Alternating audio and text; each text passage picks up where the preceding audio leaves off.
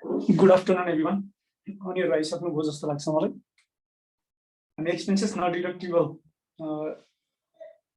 अस्ति हामीहरूले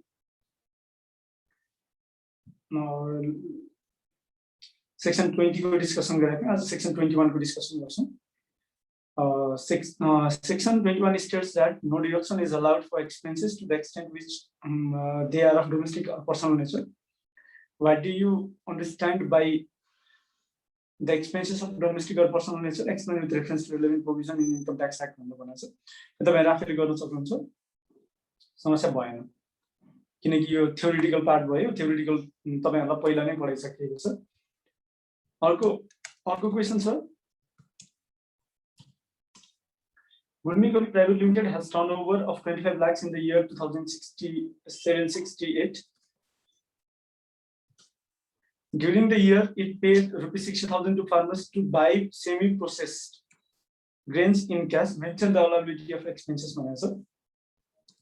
As per section 21 to Kha, where any payment is made in cash to farmers or producers of primary agro products in cash, even when the products are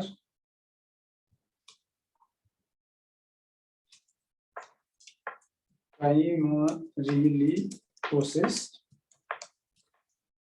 such payment is not eligible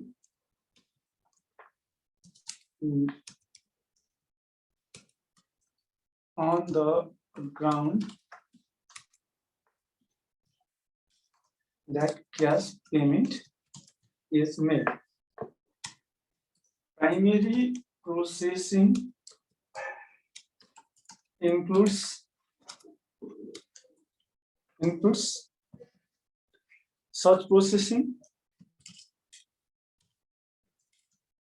that does not change the original स्वरूप लाई के भन्छ स्वरूप form of the goods or products when the grains are semi processed. The original form may be changed. Therefore, the processing is not primary processing. As such, payment to farmer in cash is not deductible for tax purpose as per section 21 1 Gha. Primary processing भयो चाहिँ ठीक छ. Primary processing नभए चाहिँ not deductible हो. यो semi processed grains भनेको छ भनेपछि यो प्राइमरी प्रोसेसिङ हो कि होइन भन्ने कुरामा चाहिँ क्वेशन आयो. मैले के भने भन्दा प्राइमरी प्रोसेसिङ हैन, त्यसकारणले गर्दा नट डिडक्टिबल भनेर भने. तपाईहरुले पनि त्यही बुझ्नु पर्यो. प्राइमरी प्रोसेसिङ भनेपछि नट डिडक्टिबल भयो. अर्को क्वेशन छ, whether the following cash payment at a time by a person having turnover of more than rupees 50 lakhs are deductible expenses भनेर भनेको छ. Point number A, answer. The bank has donated 70,000 to a political party listed at election commission. Bank attaches a taxable income of rupees 10 lakh. So, when you see any payment exceeding rupees 50,000 at a time in cash by person with turnover exceeding rupees 20 lakhs is not deductible unless it falls in exception under section 21(2).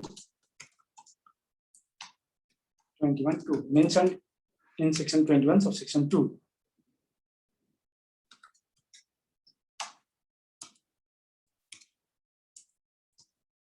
Section 21(2). And the exception does not include payment to political party. Therefore, the donation amount is not eligible for deduction.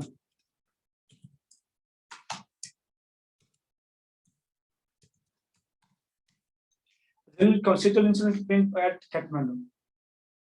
You win the year. Second penny. Exception no more. The exception does not include payment of insurance claim. Insurance claim. Therefore, the amount is not eligible for deduction.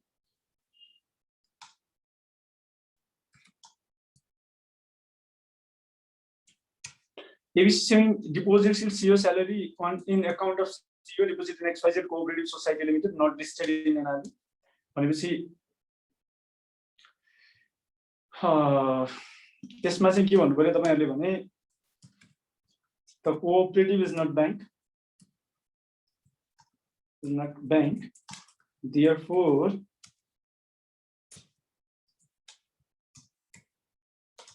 payment from cooperative is deemed payment in the account maintained in cooperative, and the account maintained in cooperative is deemed to be cash payment.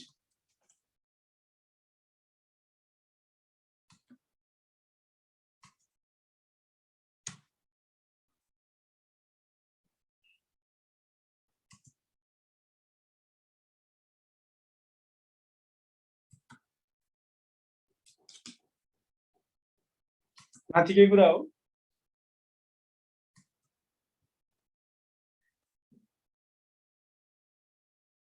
such payment as mentioned in question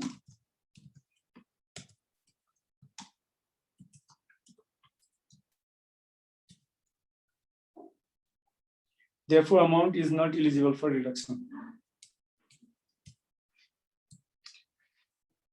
People against purchase of trading stock at Kathmandu, but the payment was made at a place where banking facility was not available. भनेपछि यसको answer के हो? The payment in a place where banking facility is not available can be made in cash to any extent. Secure. भनेपछि you are eligible for deduction due to cash payment. Even induction privately established at a place where banking facility is available is not available.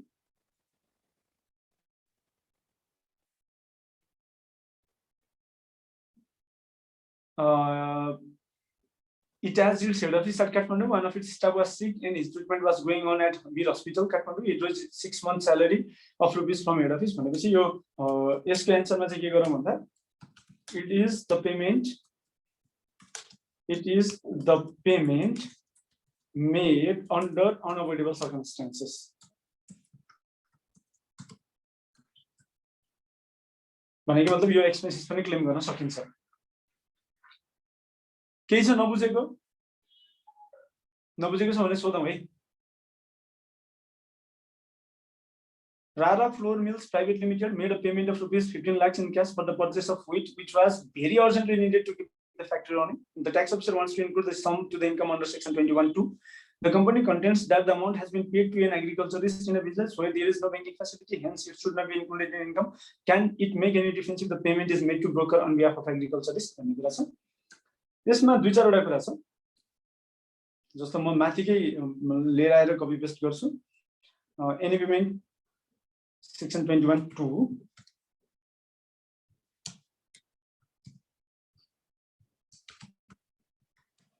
any payment exceeding at a time in cash by person with turnover exceeding 20 lakhs is not deductible unless it falls in the exception mentioned in section 21(2). As per section 21,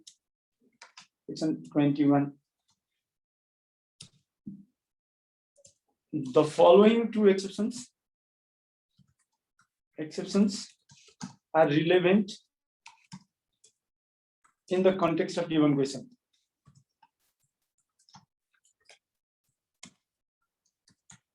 The following two exceptions are relevant in the context of given question. First, where any payment is made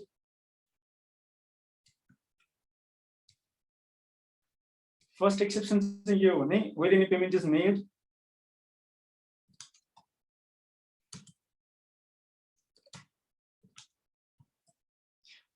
is made in cash to farmers or producer primary agro products, in a case even when the products are primarily processed, such payment is not eligible on the ground that cash payment is made. Point number 2, where the payment is made under unavoidable circumstances.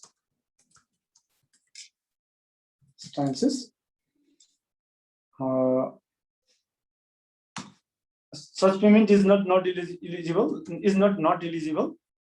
Double negative, so this can be in the given case, given context. And like question में दिएको context चाहिँ के हो भन्दा, in the given context,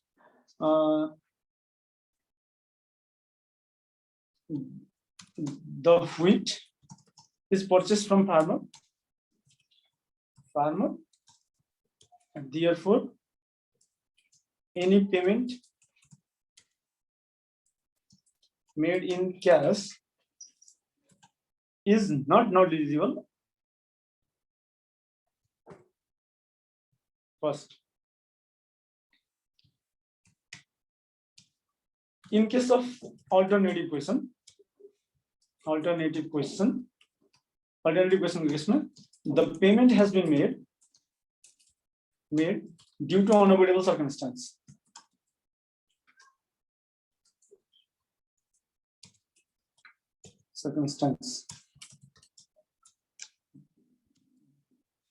That is, if the payment was not made, there would be no production due to lack of what? Raw materials. As such, the payment is not eligible. The payment is not eligible. The payment in cash is not eligible. Case of question.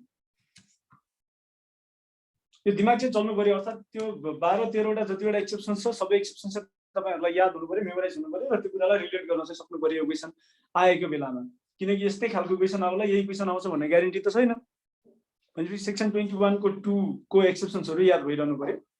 Section 2 question number 222, what are the exceptions are the payment for expense.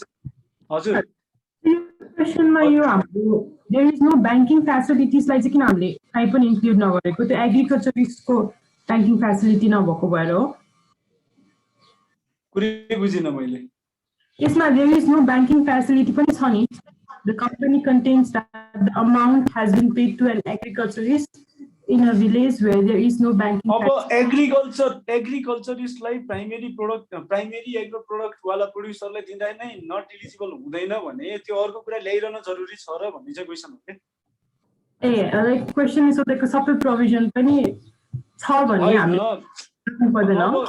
त्यो 15 वटा provision छ, कुनै एउटा fulfil भयो भने चाहिँ के भन्छ रे नट डिडक्टिबल हुँदैन हैन, मतलब नट डिडक्टिबल हुँदैन भने त्यो एउटालाई समाते पुग्छ के, सबै कुरालाई समातिरहन जरुरी हुँदैन के। अच्छा, यो केसमा चाहिँ पेमेन्ट गर्ने मान्छेको मा चाहिँ बैंकिङ फ्यासिलिटी नहुँदा, पेमेन्ट रिसिभ गरेकोमा पनि बैंकिङ फ्यासिलिटी नहुँदाखेरि पेमेन्ट गर्नेकोमा बैंकिङ फेसिलिटी नहुने हो, तर पेमेन्ट कहाँ गर्यो भन्ने कुरा चाहिँ महत्त्वपूर्ण हो के, कुन प्लेसमा गएर पेमेन्ट गर्यो भन्ने कुरा महत्त्वपूर्ण हो। अब पेमेन्ट रिसिभ गर्नेकोमा बैंकिङ फेसिलिटी छैन भने पेमेन्ट गर्नेले कसरी बैंकिङ फेसिलिटी बैंकमा लगेर पेमेन्ट गर्न सक्छ? ओके, मैले नबिल बैंकमा खाता खोलेँ हैन, जुम्लामा गएर पेमेन्ट गर्नु छ मलाई, त्यो जुम्लामा गएर पेमेन्टै नगरे चाहिँ मैले सामान पाउँदिन भने अब जुम्लामा नबिल बैंकै छैन भने मैले कसरी पेमेन्ट गर्छु?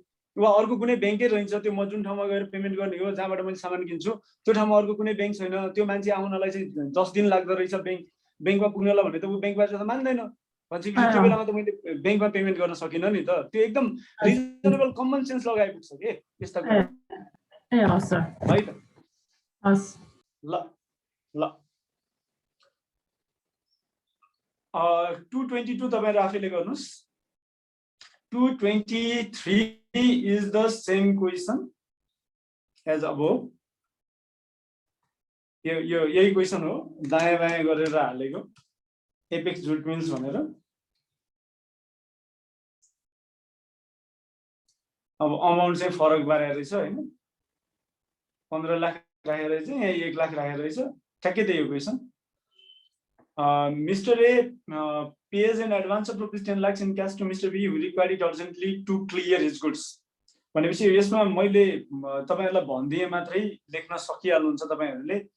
मिस्टर ए ले बी बाट क्याश लियो भनेपछि मिस्टर ए लाई क्याश अर्जेन्टली रिक्वायर्ड थियो, बी ले क्याश नदिएको भए कस्टम्स क्लियरेन्स हुँदैन थियो, त्यसकारणले गर्दा बी ले ए लाई क्याशमा पेमेन्ट गर्नु जस्टिफाएबल हो हैन। एन्सरमा के आयो भन्दा payment in cash by Mr. B to Mr. A is justifiable because there is unavoidable circumstances to make the payment in cash.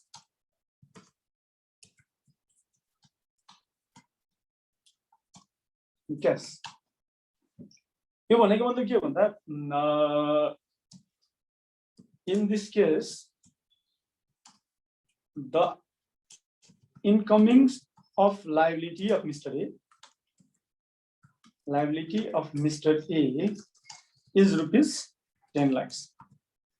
Liability incoming कति भन्दा 10 लाख रुपैयाँ हो Mr. A को लागि। When Mr. A settles liability, Mr. A ले आफ्नो liability settle गर्छ। Mr. A ले liability settle गर्ने बेलामा के गर्छ भन्दा he makes the payment in cash. The payment in cash and the exceptions explained in does not prevail. Explained in section 21 subsection 2 does not prevail. Exceptions do not prevail. भनेको मतलब उले pay गर्ने बेलामा चाहिँ के छ भन्दा सेक्सन 21 को 2 ले भनेको एक्सेप्सन्स जुन छ त्यो डु नट प्रिभेल। अब यसमा फेरि अर्को थप तपाईहरुले के भन्नुहुन्छ भन्दा 20 लाख को टर्नओभरको कुरा पनि आउला हैन। भनेपछि म यहाँ गएर के गर्छु भन्दा assuming turnover of Mr. A exceeding rupees 20 lakhs during the year.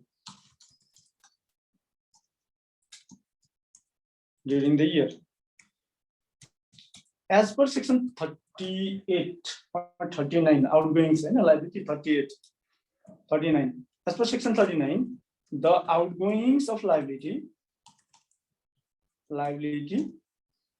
does not include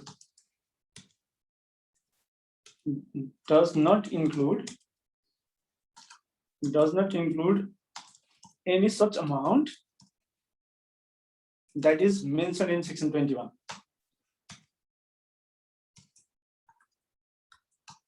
Which means when Mr. A discharges his liability, the outgoings of liability is deemed to be zero, and yet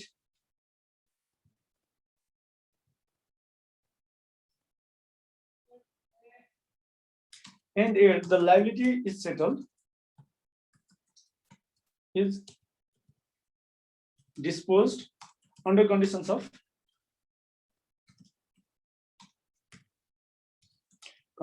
section 40 subsection 2.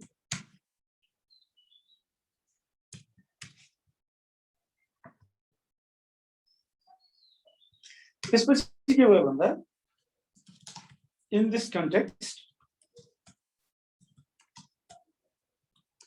Mr. A has gain on disposal of business liability of rupees 10 lakhs. भनेको मतलब यो reason के हो भन्दा यो रिजनले गर्दा चाहिँ mister A को gain on disposal of business liability 10 lakh रुपैयाँ भयो किनकि इनकमिङ 10 लाख रुपैयाँ छ आउटगोइङ 0 भयो र लायबिलिटी सेटल भइसकेपछि उले 10 लाख रुपैयाँ चाहिँ इन्कममा इन्क्लुड गरेर gain on disposal of liability भनेर इन्कममा इन्क्लुड गर्नु पर्यो मिस्टर बी ले पे गरेको चाहिँ ठीक छ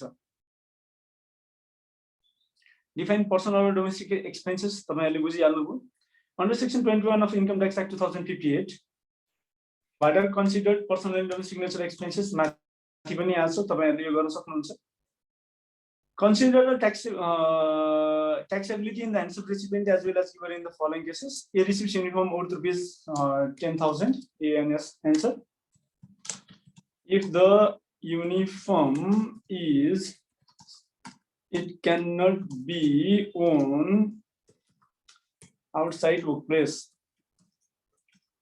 the giver can claim expense of such uniform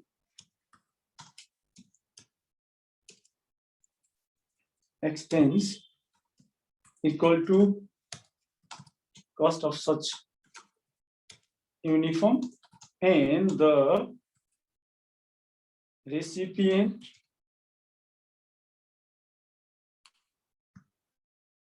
there is no tax impact in the hand of recipient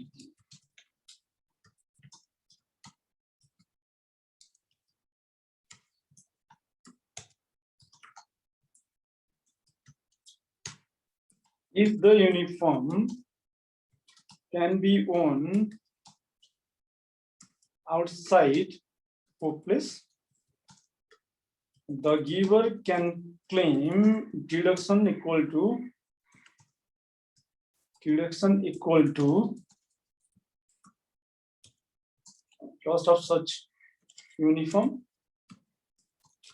and the receiver and the recipient is deemed to obtain amount equal to the market value of uniform. एकछिन मलाई सोच्न दिनु है यो market भ्यालुले दिमाग खराब बनायो मैले यो भन्दा अगाडि नसोचेको कुरा आयो मार्केट भ्यालुमा गयो भने त डिडक्सन कस्ट को पायो मार्केट भ्यालु पायो उले चाहिँ A receives a conveyance allowance per month coming to office and home. Answer. The amount shall be included in income of Mr. A. The giver is entitled to deduction. Deduction of such expenses. More or less in section 21 अहिलेसम्म आएको past questions केही question छ section 21 मा भने नबुझेको केही question छ भने सोध्न सक्नुहुन्छ म तपाईलाई 2 मिनेट दिए if you have any questions on section 21 please ask the question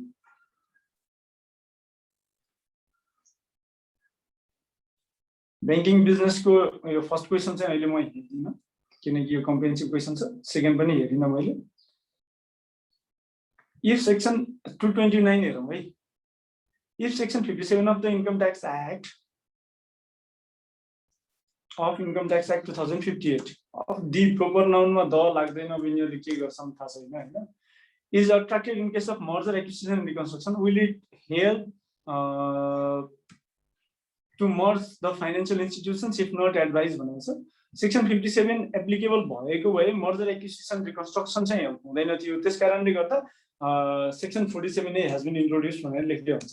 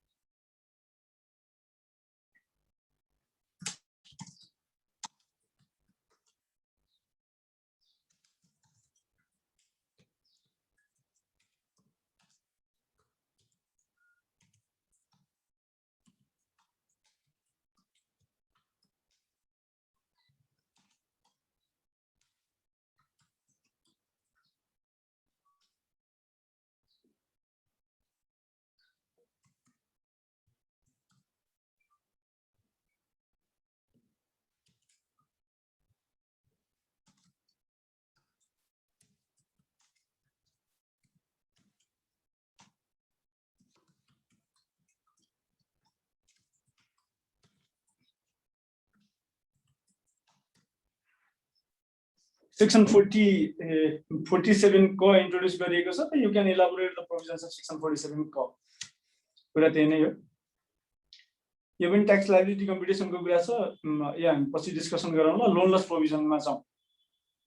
मलाई लाग्छ लोन लस प्रोभिजनको अलिकति मैले तपाईहरुसँग डिस्कसन गरिसकेको छु.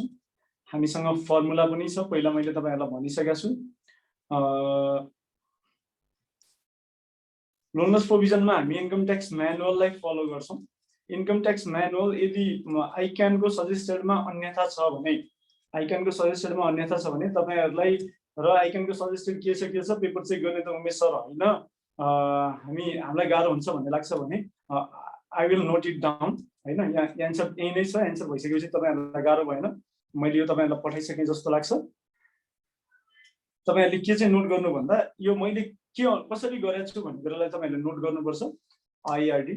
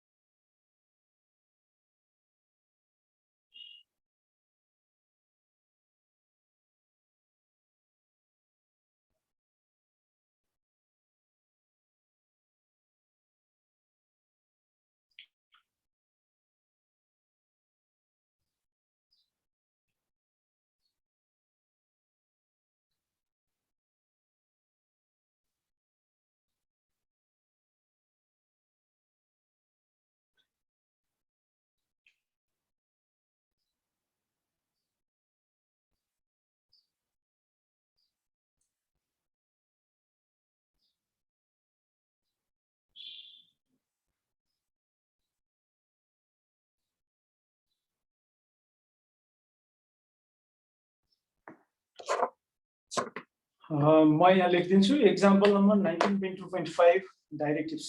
मैले जति एन्सर गरेको छु the answer below is as per example number 19.2.5 of income tax directives 2066 updated 2077.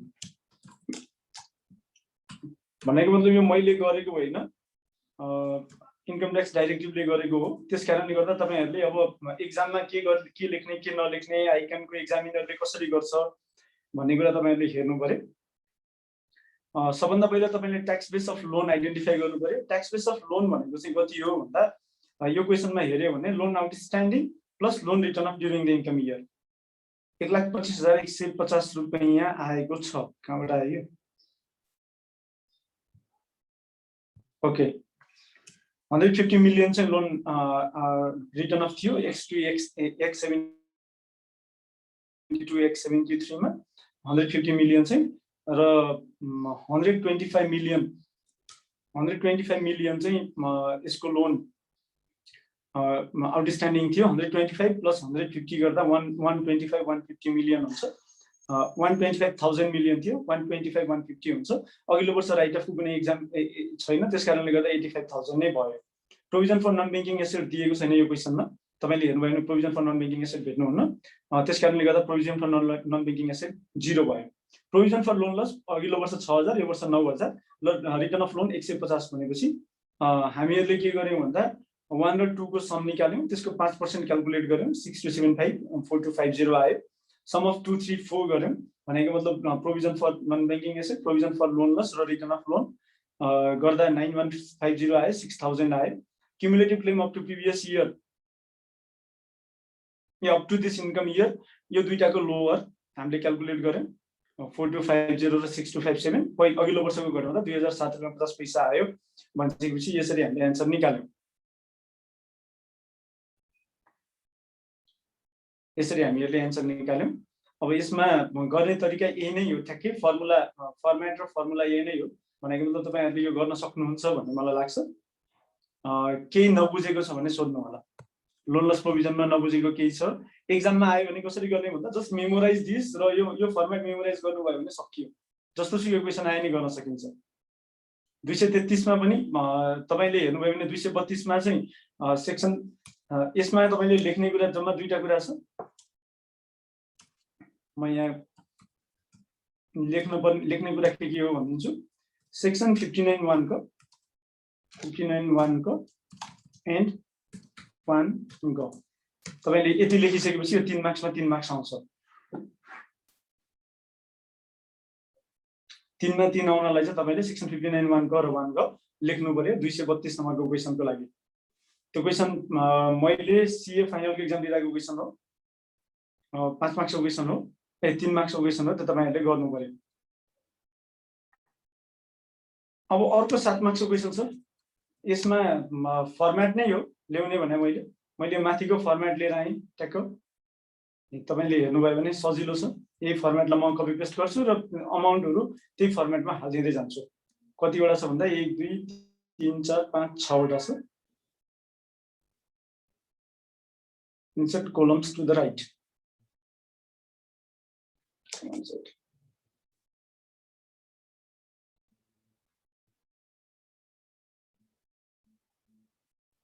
यो बक्स सानो बनाए पनि एकछिनपछि ठुलो हुन्छ है।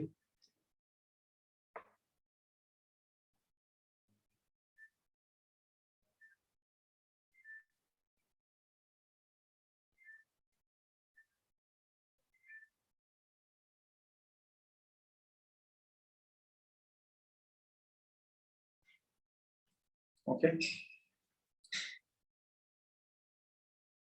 1 2 3 4 5 6 वटा कोलम हो। एउटा मैले थपेँ भनेपछि अरु 5 वटा म थप्छु।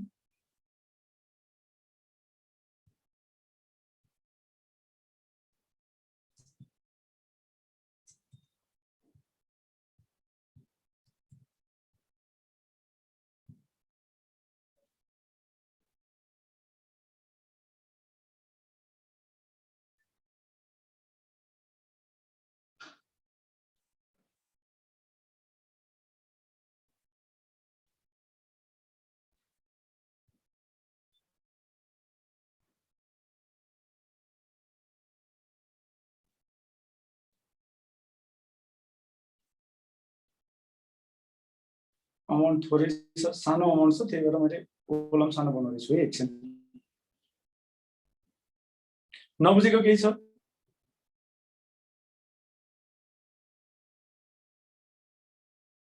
कपीमा गर्नु होला है।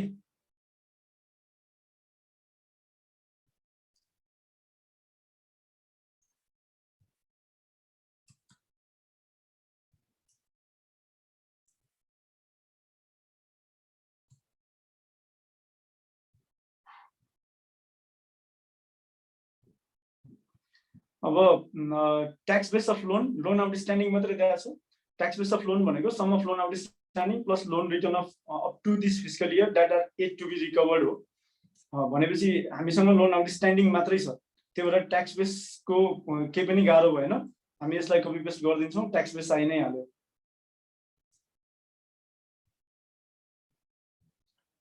Provision for non banking asset 0, provision for loan loss प्रत्येक वर्षको लागि दिएको छ 1800 1575 भनेपछि हामी प्रोभिजन फर लोन लस लगेर पेस्ट गरिदिन्छौँ। Loan return of up to previous fiscal year छैन। 1 र 2 को सम भनेको छ। 1 र 2 को सम ए नै आउँछ, अरु केही पनि आउँदैन। 30000 35000 45000 माथि जे छ त्यही कपी पेस्ट गरे मैले, किनकि 0 भयो। त्यसपछि 2 3 4 को सम भनेको नि 1800 1575 2070 5600 हुन्छ। 2 3 4 को सम पनि यही भइहाल्यो। त्यसपछि सरी 5% भनेर रहेछ त्यो। 2 3 4 को सम अर्को हामीलाई चाहिने। 2 3 4 को सम आयो 7 नम्बर कोलममा। 5% कति हो भन्दा 30000 को 5% कति हुन्छ? 1500 हुन्छ होला 1500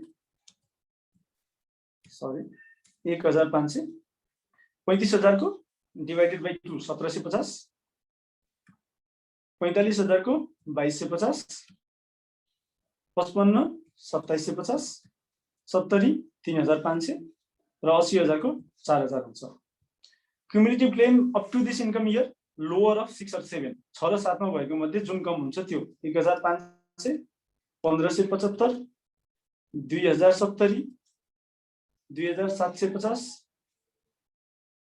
3220 र 4000 जुन कम छ त्यही भइहाल्यो claim up to previous year पहिलो वर्ष claim up to previous year is 0 हेर्नुस् है first year claim up to previous year is 0 भनेपछि क्लेम फर दिस इयर कति भयो 1500 भयो सेकेन्ड इयर 1500 भयो 75 रुपैयाँ एक्स्ट्रा पाइयो अघिल्लो वर्षसम्मको क्लेम भनेको 1500 पहिलो वर्ष र दोस्रो वर्ष 75 भनेपछि 1775 1575 रुपैयाँ भयो 2070 मा 1575 भन्दा 495 हुन आउँछ होला नसच्चोरो त्यसपछि 2070 नै claim of to previous year भयो कसरी भन्दा 1575 र 495 भनेको चाहिँ 2070 नै हो 3300 मा 2750 मा 2070 गर्नु होला I need to check calculator नै थिच्नु पर्छ 2750 माइनस 2070 भनेपछि 680 चाहिँ यो वर्ष क्लेम गर्न पाइयो 680 क्लेम गरेपछि यो वर्षसम्मको टोटल क्लेम कति भयो 2750 माइनस 3220 भनेपछि 470 रुपैयाँ चाहिँ त्यो वर्ष पाइयो भने अन्तिम वर्षमा चाहिँ कति भयो भन्दा 3220 4000 मा 780 रुपैयाँ चाहिँ लास्ट इयरको क्लेम भयो र प्रत्येक वर्षको क्लेम यसरी क्याल्कुलेट गरिन्छ र तपाईहरुलाई मैले भनिसके एक्जाम्पल नम्बर 19.2.5 अनुसार चाहिँ यो क्याल्कुलेसन गरिएको हो example number 19.2.5 income tax directive अनुसार यो क्याल्कुलेसन गरिएको हो र एकदमै सजिलो क्याल्कुलेसन छ के छ क्वेशन यो बाँकी तपाईहरु आफैले गर्नु होला नजानेको सोध्नु होला क्वेशन टन्नै आछ पहिला सजेस्टेडमा के छ मतलब छैन फर्मेट यति फर्मेट तपाईले मेमोराइज गर्नुभयो भने यो फर्मेट जुन दिएको छ यो 10 वटा लेखेको tax base of loan provision for non banking asset provision for loan loss loan return of up to this fiscal year data rate to be recovered sum of 1 into 5% of 5 यो जुन format छ यो format memorise गर्नुभयो र एक्जामिनेसनमा लगेर replicate गर्न सक्नुभयो भने you will get full marks 10 मार्क्सको क्वेशन आयो 10 मार्क्समा 5 मार्क्सको आयो 5 मार्क्समा तपाईले फुल मार्क्स पाउनुहुन्छ त्यसमा अरु केही सोच्नु पर्दैन आइकनको सजेस्टेडमा के छ त्यो पनि नसोच्नु होला क्वेशन के छ बाकी अब यो भनेको नि यो पनि केही छैन यो फर्स्ट क्वेशन जस्तै हो Nepal Bank has claimed loan loss provision as deductible expense that is within the 5% of total loan outstanding. Assessing officer contention is that loan loss provision to the extent of loan given to the employee and the additional provision which is within the limit provided shall not be allowed as deduction. As a tax student, is its contention valid?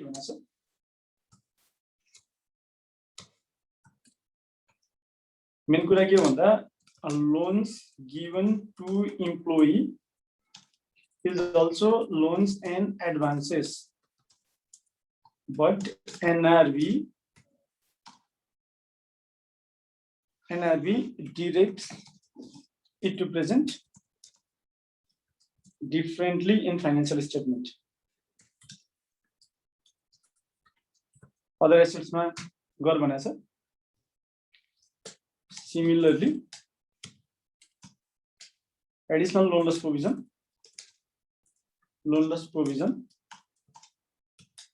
is additional loan loss provision is charges made as per directives of NRV.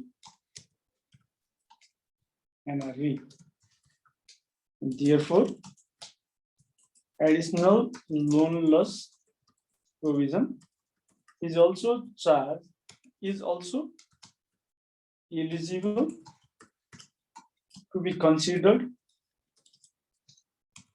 part of loan loss provision for the purpose of section 59 of Income Tax Act 2058.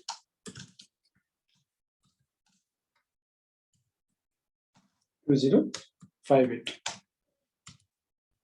2058. Based on above logic, the contention of tax officer is not correct.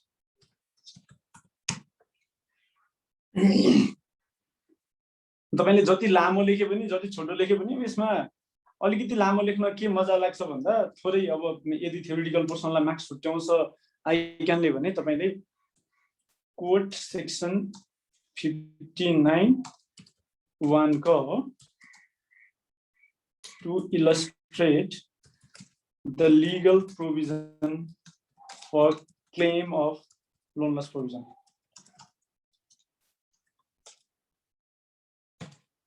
अब conclusion लेखे मात्रै पनि हुन्छ के फरक पर्दैन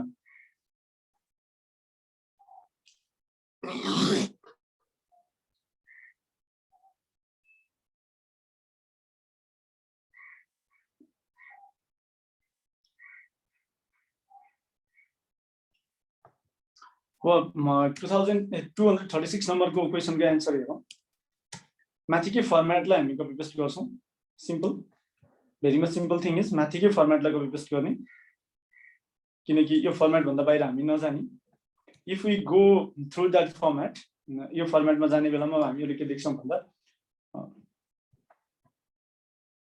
restart numbering यसमा अब करेन्ट इयर भनेर लेख्थ्यौं हैन loan total loan in advance 500 crore त्यो मध्येमा 10 crore loan out right return of छ भनेपछि 510 crore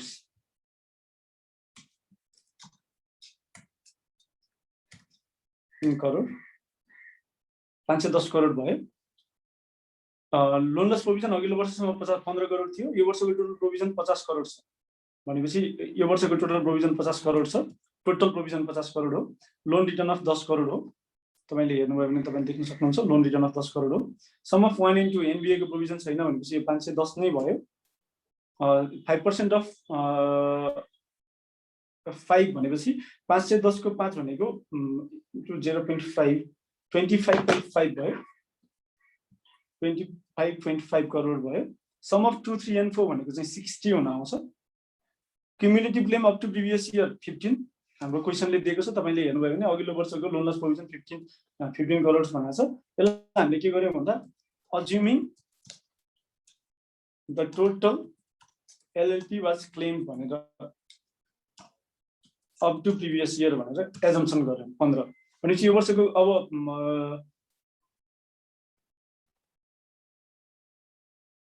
up to this income year है sorry up to this income year 25.5 भनेको यो 15 गर्यौं हामीहरुले यो up to this income year रहेछ assuming that total loan loss provision was claimed up to previous year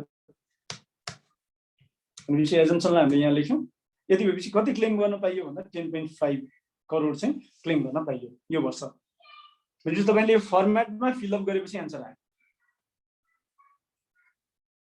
तपाईहरुले यो कुरालाई फर्मेटमा लगेर फिलअप गर्दिन सक्छ आन्सर आयो त्यति सजिलो फर्मेट छ you need to identify the amounts त्यति आइडेन्टिफाई अमाउन्ट आइडेन्टिफाई हुन साथ यो फर्मेट तपाईहरुलाई याद छ भने मेमोराइज हुन्छ तपाईहरुले प्र्याक्टिस गर्न पाउनुहुन्छ अरु पनि यहाँ क्वेशन छ you can practice that question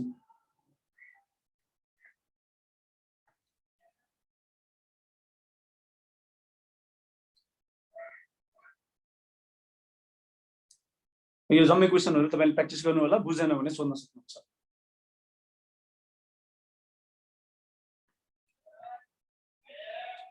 safeguard life insurance company limited यो मलाई लाग्छ यो क्वेशन चाहिँ के भन्छ रे उसको इन्कम ट्याक्स डिरेक्टिभको क्वेशन हो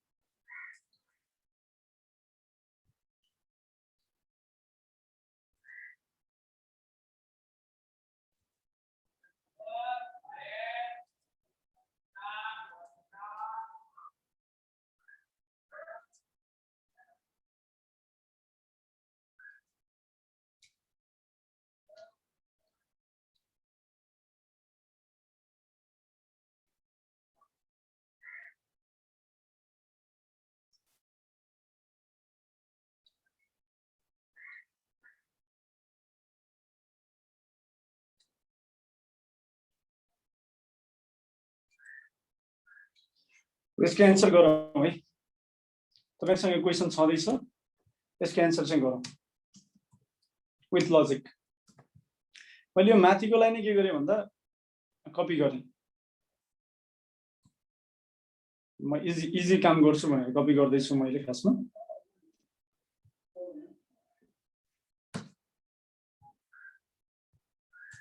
मैले माथिलाई नै कपी गरेँ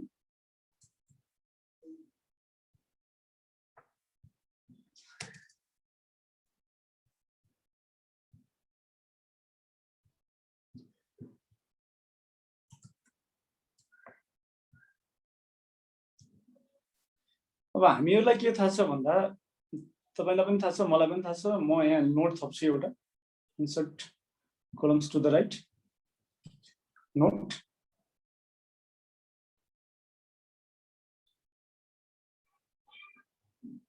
inclusion हुन्छ भने किन हुन्छ हुँदैन भने किन हुँदैन भन्ने नोट हो यो म यो भन्दा माथि लगेर राख्छु insert rows above inclusions हामीलाई के थाहा छ भन्दा इन्स्योरेन्सको कोर बिजनेसमा लाइफ इन्स्योरेन्स कम्पनीको कोर बिजनेसमा जति पनि इन्कम आउँछ त्यो इन्कम कुनै पनि इन्कममा इन्क्लुड हुँदैन भनेपछि insurance premium receipts gross or net जेसुकै होस् 20 लाख रुपैयाँ जुन छ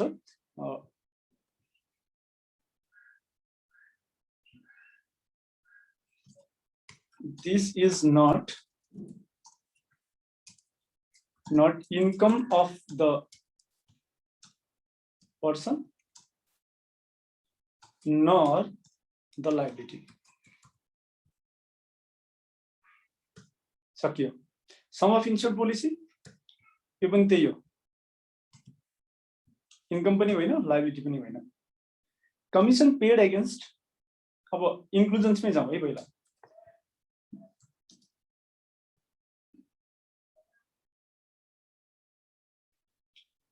यो खर्चमा आयो त्यही भएर यसलाई म तल लगेर राख्दिन्छु मिसलिनियस इन्कम यो अमाउन्ट पेड भन्दा माथि लगेर पेस्ट आयो हैन त त्यो एक्सपेन्सेस हो त्यही भएर तल लगे मैले commission received against insurance done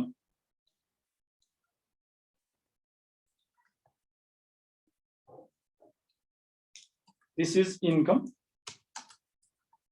of the insurance company. Interest income on investment, income.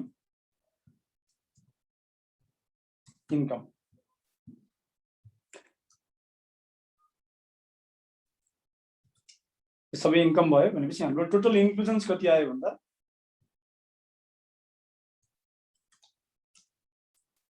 Total इन्क्लुजन्स कति आयो भन्दा 30,90,000 रुपैयाँ 90,000 रुपैयाँ commission paid against insurance taken यो कमिसन एक्सपेन्सेस हो deductible under section 13 amount paid against policy surrender by policy holder policy is not liability and the payment of claim is not expense.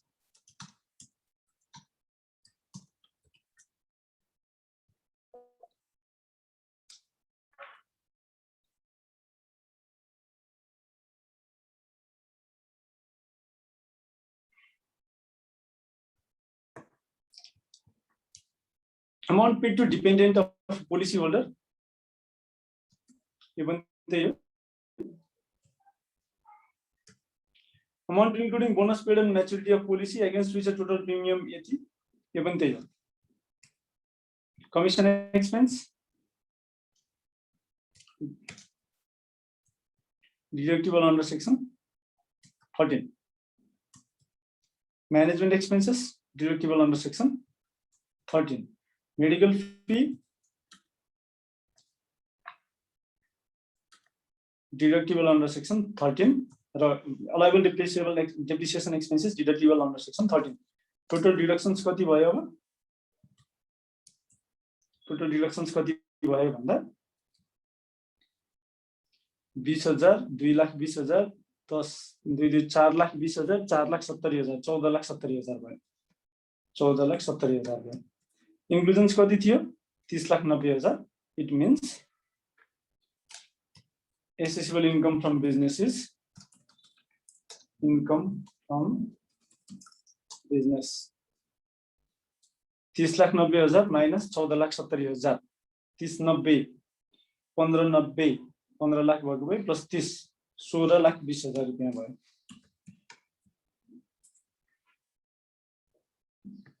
के छ सोध्नु पर्ने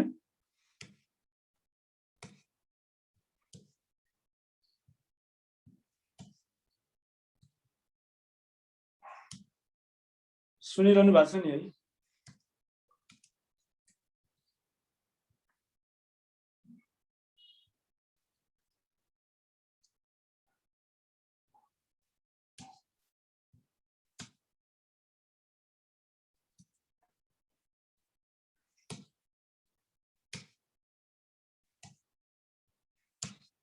अब 240 को पनि क्वेशन त्यही नै हो ठ्याक्कै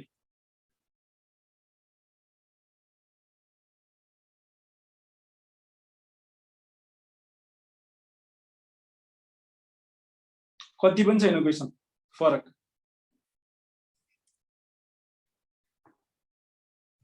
241 40 तपाईहरुले गर्नुस् माथिको जे छ त्यही नै छ What are the special provisions that are applicable to insurance business as per the act भनेको छ section 60 र 61 तपाईले लेख्नु पर्यो मेमोराइज गर्नु पर्यो र लेख्नु पर्यो रिस्क इन्स्योरेन्स कम्पनी लिमिटेड दुईटा छ इन्भेस्टमेन्ट इन्स्योरेन्स जनरल इन्स्योरेन्स तपाईले यसको हिसाब गर्नु पर्यो this is all about investment insurance को जनरल इन्स्योरेन्स को तपाईले एकचोटी हेर्नु होला मैले 5 मिनेट ब्रेक लिए धेरै बोले मैले र तपाईहरुसँग के क्वेशन छ भने 5 मिनेट पछि बोल्नु होला किनकि म म्युट गर्दै छु आफैलाई पनि र तपाईहरुलाई पनि एकछिन म यो शेयरलाई अफ गर्छु 5 मिनेट तपाईहरु पनि ब्रेक लिनु होला 5 मिनेट पछि आउँला क्वेशन छ भने सोधौ है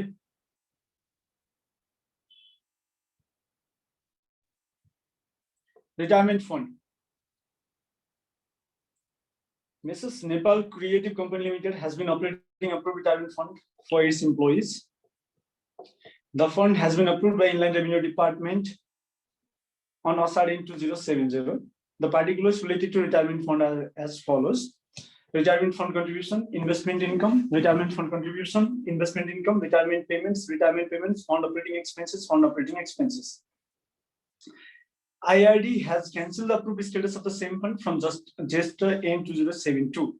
The management of the fund has the contention that income of the retirement fund is not taxable, but the tax officer has the contention that this is taxable as per the provisions of income of the Act.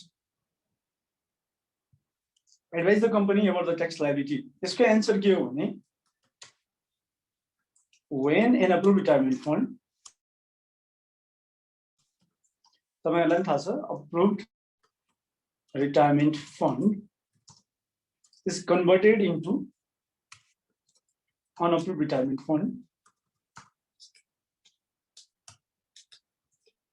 fund. The amount as follows shall be taxable as on the date of conversion.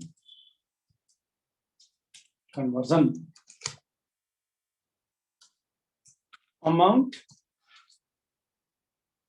received as retirement contribution from the date of obtaining approval until the date of conversion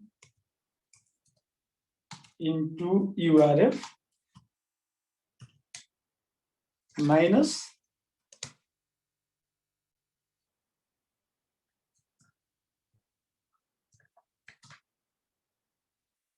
retirement payment made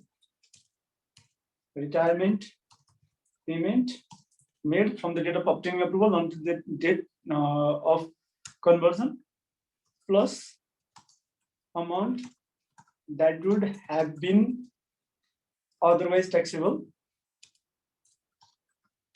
had the fund not become an approved retirement fund.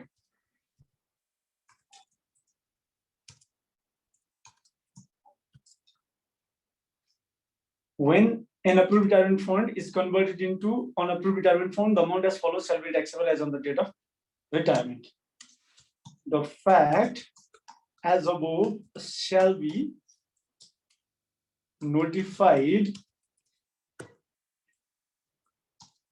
to the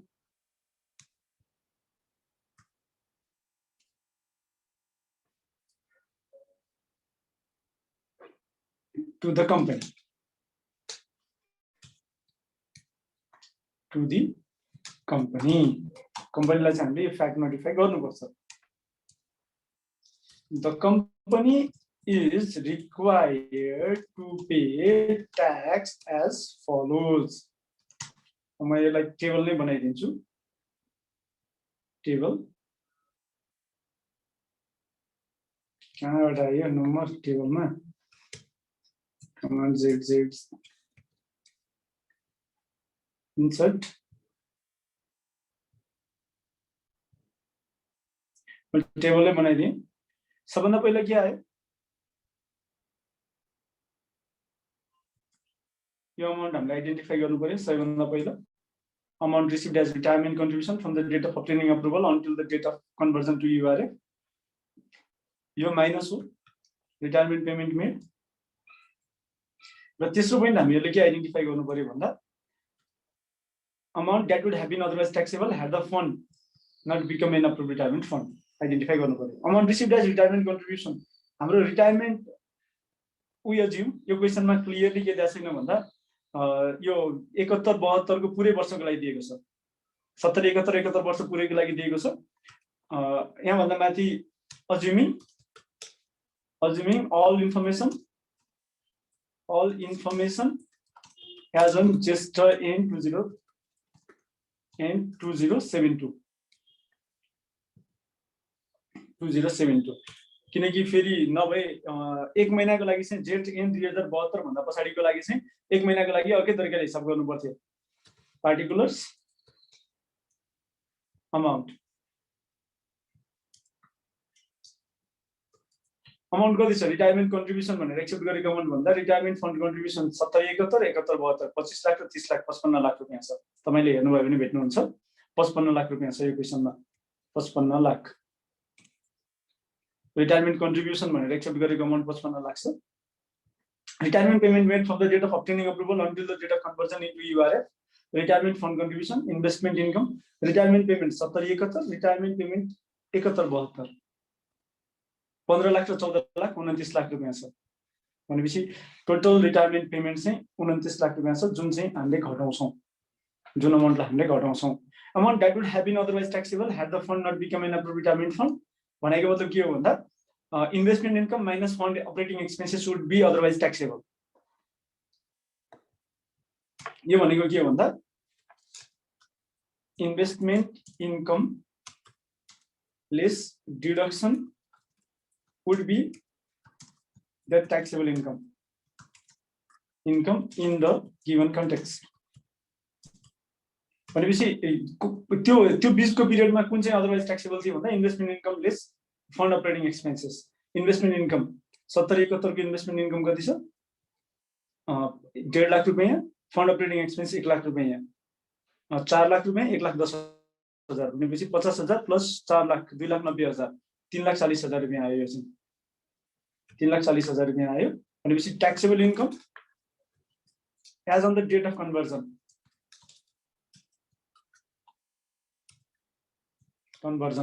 कति आयो? 55 लाख 29 लाख 25 26 लाख 3 29,40,000 रुपैयाँ आयो. Tax liability at the rate 25%. भनेपछि तपाईले यसरी tax liability calculate गर्न सक्नुहुन्छ. 244 पनि ठ्याक्कै त्यही नै हो. यो अब जस्तो जतिसुकै क्वेशन आयो सबै त्यही नै हो. Describe approved retirement fund, taxation on retirement fund and taxation on payment from approved retirement fund भनेको छ. यो मैले पहिले डिस्कसन गरिसकेँ. तपाईले ट्याक्सेसन अन रिटायरमेन्ट फन्डको केसमा सेक्सन 63 64 लेख्नु पर्यो taxation on payment fund approve retirement फन्डको केसमा गेन कसरी क्याल्कुलेट गर्ने र गेन अमाउन्टमा 5% ट्याक्स लाग्छ भनेर तपाईले लेख्नु पर्यो अप्रुभ रिटायरमेन्ट फन्ड त पहिला नै डिस्कसन गरिसक्यौं what are the difference between approve and unapprove retirement fund भनेको छ you can write that taxation on retirement payment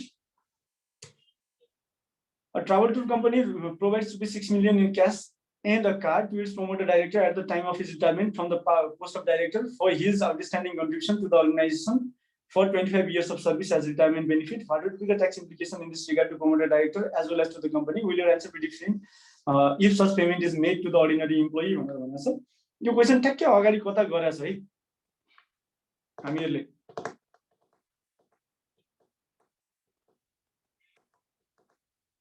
distribution भन्नेमा गराछ कता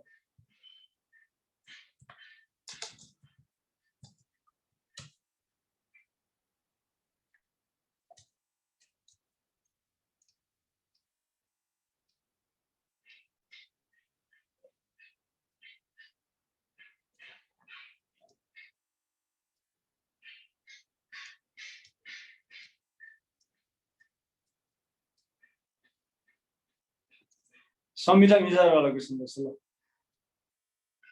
क्वेशन नम्बर 178 मा गराछ क्वेशन नम्बर 178 मा यो क्वेशन गराछ है हिसाब चाहिँ गर्ने बाँकी छ हिसाब अर्को दिन गरौँला अलिअलि हिसाब त गरिएको छ तर अर्को दिन हामी बिजनेसको कम्पेन्सी हिसाब गर्छौं नै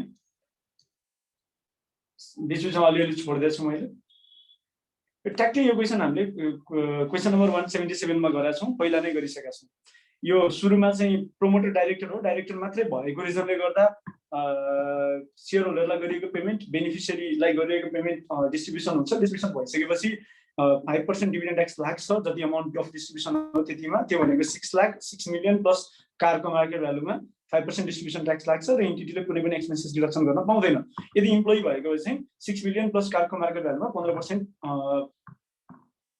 फाइनल विथहोल्डिङ पेमेन्टमा ट्याक्स लाग्थ्यो भन्ने कुरा हो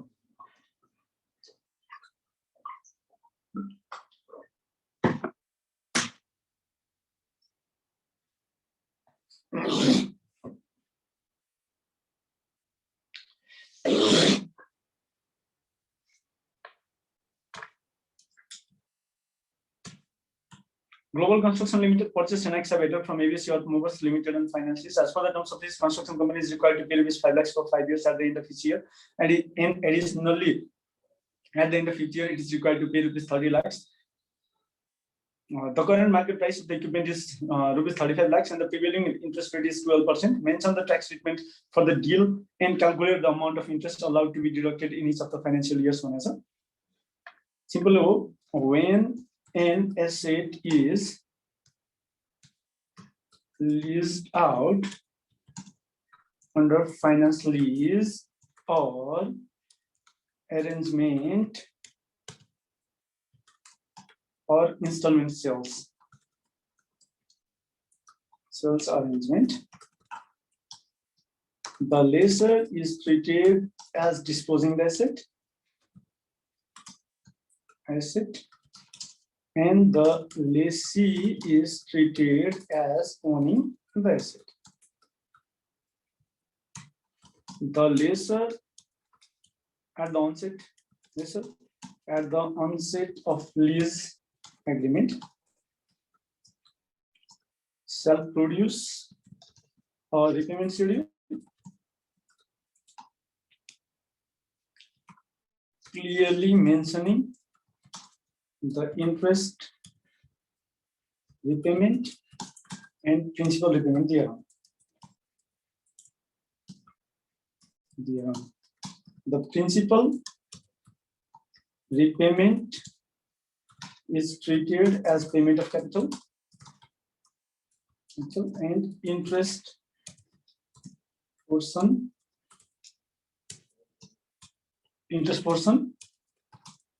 is treated as finance expense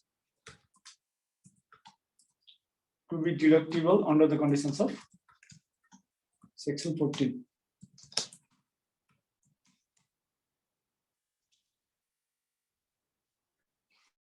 अब यसपछि calculation of principal and interest हामीलाई चाहिने त प्रिन्सिपल र इन्ट्रेस्ट पोर्सन हो calculation of principal and interest 30 lakh at the end of lease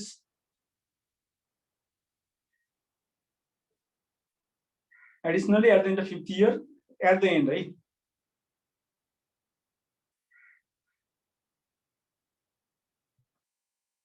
number of columns लाई दुईटा राखौं रो लाई तीनटा राखौं ठीक छ र हामी के गर्छौं भन्दा यसको हिसाब गर्छौं हिसाब भनेको हायर पर्चेसको हिसाब नै हो तपाईहरुले हायर पर्चेस गर्नु भएको छ हायर पर्चेसको ब्याकवर्ड क्याल्कुलेसन जस्तै हो ठ्याक्कै अब मिलेन भने म फेरि गर्न सक्छु किनकि यो हिसाबमा चाहिँ मलाई त्यस्तो एकदमै खतरा जस्तो चाहिँ लाग्दैन आफू डिटेल्स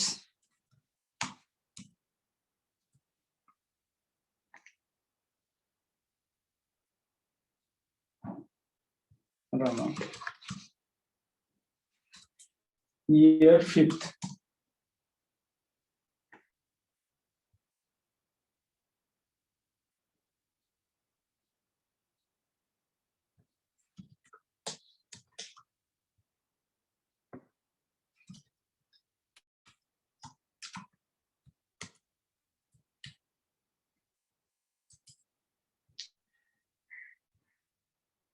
interest amount भनेको 35 lakhs divided by 1.12 multiplied by 0.12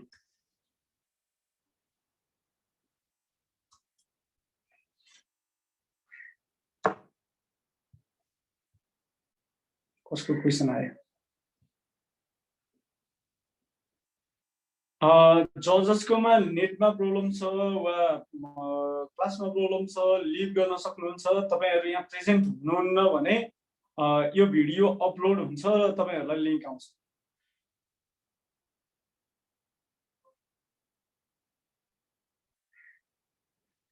35 lakhs divided by 1.12 multiplied by 0.12 3,75,000 year 5 को चाहिँ 3,75,000 रुपैयाँ भयो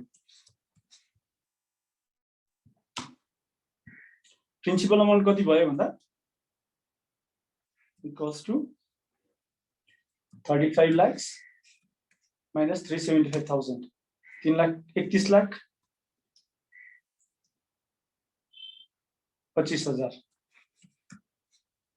31,25,000 चाहिँ प्रिन्सिपल अमाउन्ट थियो year 4th 31,75,000 रुपैयाँ divided by 1.12 multiplied by 0.12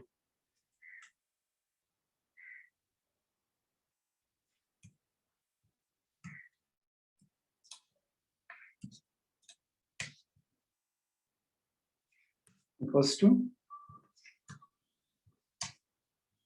3,34,000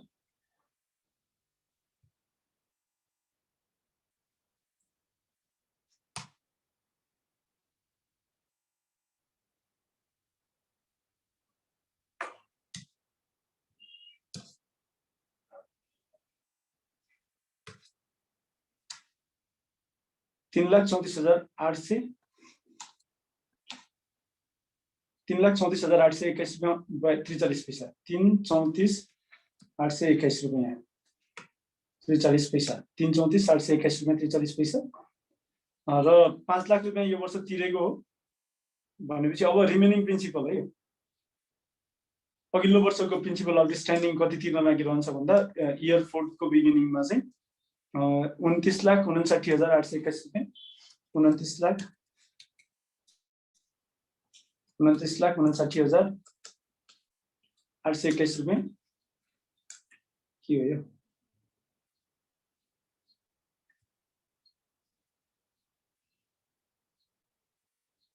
okay 43 पैसा बाँकी रहन्छ लिन बाँकी रहन्छ इयर 3 इयर थर्ड इयरमा कति छ भन्दा यो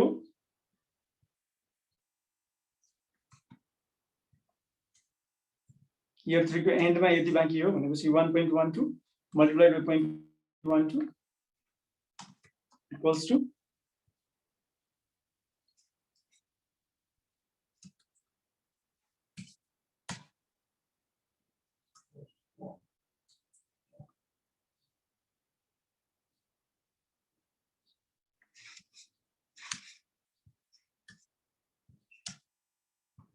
3,17,123 रुपियाँ 72 पैसा 3,17,123 रुपियाँ 72 पैसा 27,76,945 27,86,945 कसरी भन्दा यो कसरी आयो भन्दा चाहिँ equals to 31,25,000 minus 500,000 minus 5 lakh रुपियाँ टोटल तिरेको वर्षभरिको त्यो मध्येमा इन्ट्रेस्ट भनेर तिरेको 3,34,821 रुपियाँ 43 पैसा है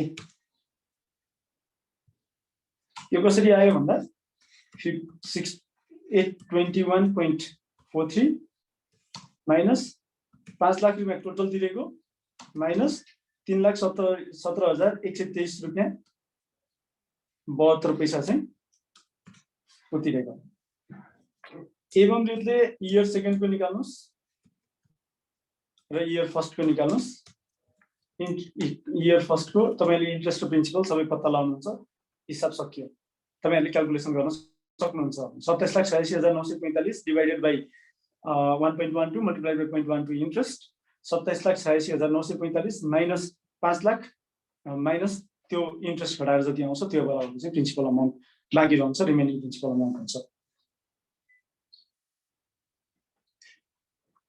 Question number 249.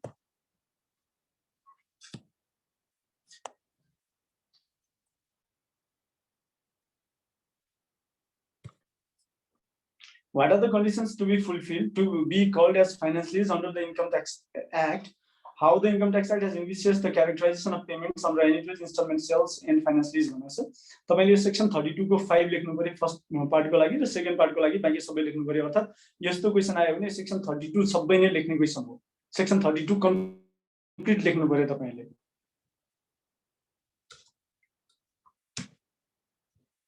कमान्ड VI तपाईले के भन्नु भन्दा ABC Earth Moving Construction Company Limited a construction company has purchased a duty earth moving machine from XYZ Company Private Limited with the amount payable in 5 installments which are payable at the beginning of the year. The amount of each installment is rupees 10 lakhs. Calculate the amount of interest to be claimed under section 14 of the act by showing the year-wise interest and repayment of debt भनेको छ भनेपछि तपाईले simple हो repayment repayable at the beginning of the year भनेपछि आजको दिनमा repayment गर्नुहुन्छ त्यसपछि फेरि एक वर्षपछि रिपेमेन्ट गर्नुहुन्छ त्यसपछि एक वर्षपछि रिपेमेन्ट गर्नुहुन्छ टोटल 4 वटा इन्स्टलमेन्टमा रिपेमेन्ट गर्नुहुन्छ र 4 वर्षको चाहिँ टोटल इन्ट्रेस्ट एक्सपेन्सेस आउँछ अघि माथिको जस्तै हो ठ्याक्कै हिसाब यो केसमा हिसाब चाहिँ माथिको जस्तै हो है तपाईको 10 लाख इन्क्लुडिङ ट्याक्स म अर्को स्क्रिन शेयर गर्दिन्छु त्यति मलाई सजिलो भयो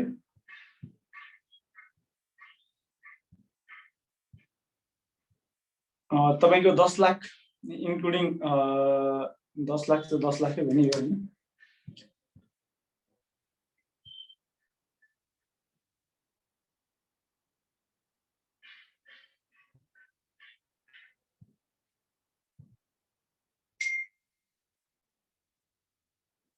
सरी 10 लाख फोर्थ इयर है यो beginning of fifth year year 5 भनेपछि end of year 4 10 lakh divided by 1.15 multiplied by 0.15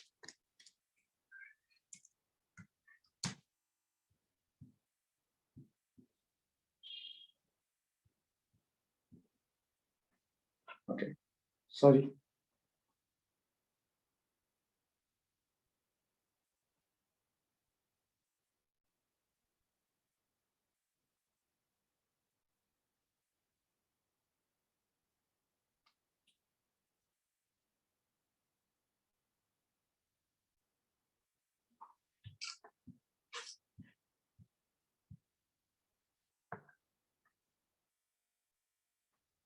एकछिन है मलाई 2 मिनेट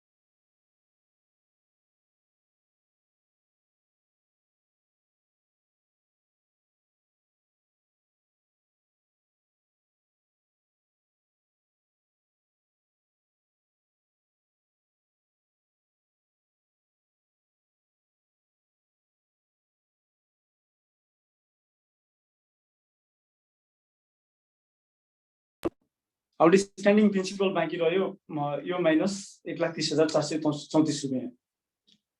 बिगिनिङ अफ इयर 4 को बिगिनिङमा total outstanding principals 10 lakh plus 869 आयो, 18,69,000 बाँकी रह्यो भनेपछि यो डिभाइडेड बाई यसो गरौँ, माथिकोलाई मैले कन्ट्रोल डी नै गरेँ, यो केसमा चाहिँ कन्ट्रोल डी नै गरेँ, 240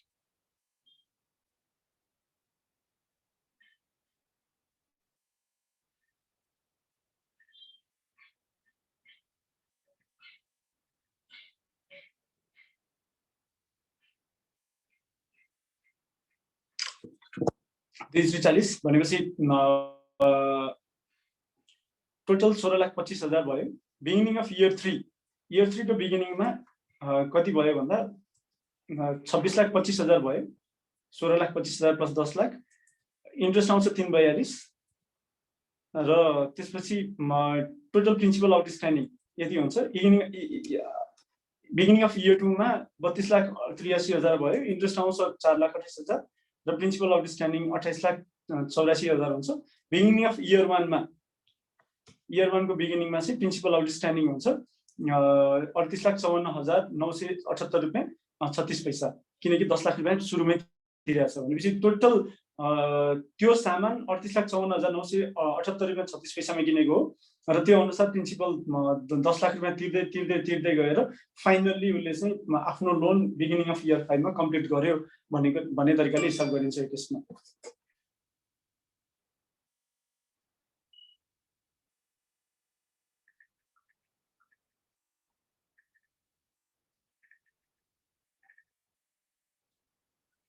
नबुझेको भए सोध्न सक्नुहुन्छ है।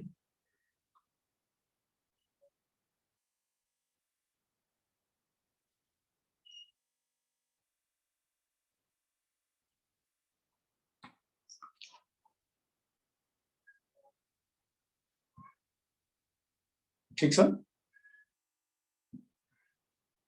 यो क्याल्कुलेसन तपाईहरुले हायर पर्चेसमा क्याप्टिभमा नै पढ्नु भएको हो, त्यसकारणले गर्दा गर्न सक्नुहुन्छ भन्ने मेरो एसम्पसन रह्यो।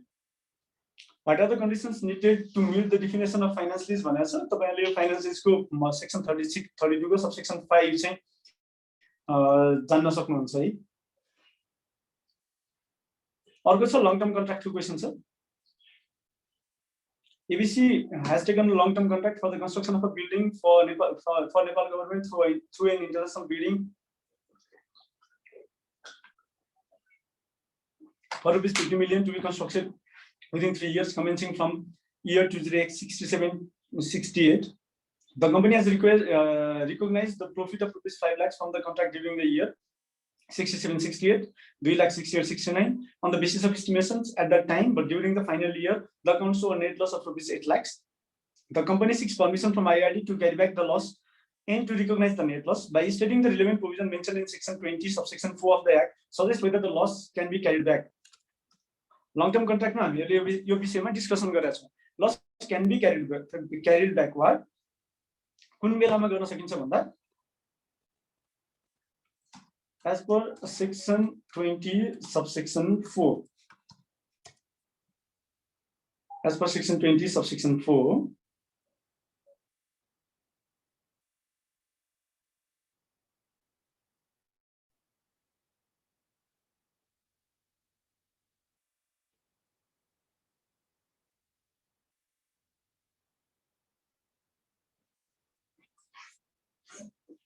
as per section 20 subsection 4,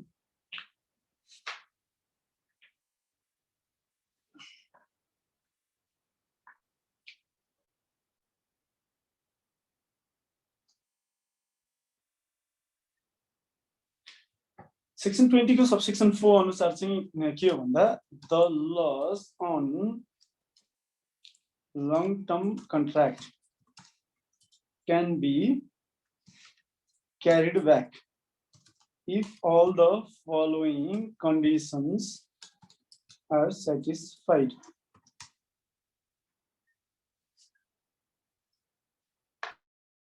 Number A, the loss is incurred at the time of completion of contract completion of contract or otherwise disposal of contract. The contract shall be a long-term contract.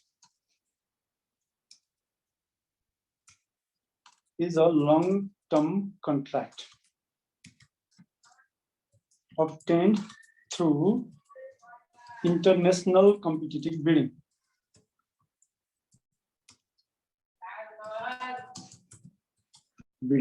And there is IRD's permission to carry back the loss. The तीनटा condition satisfy भयो चाहिँ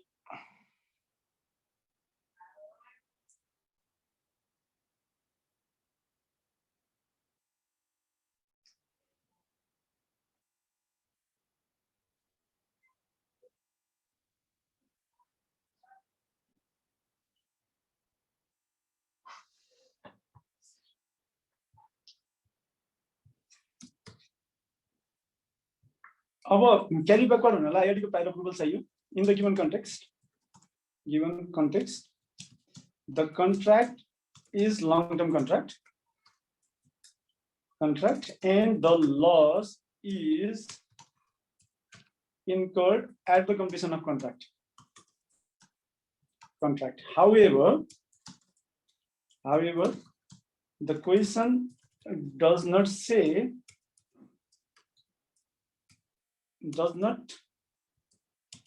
reveal whether the contract is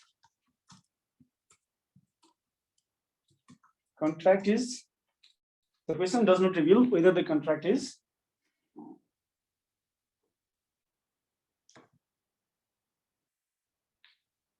obtained through international competitive bidding.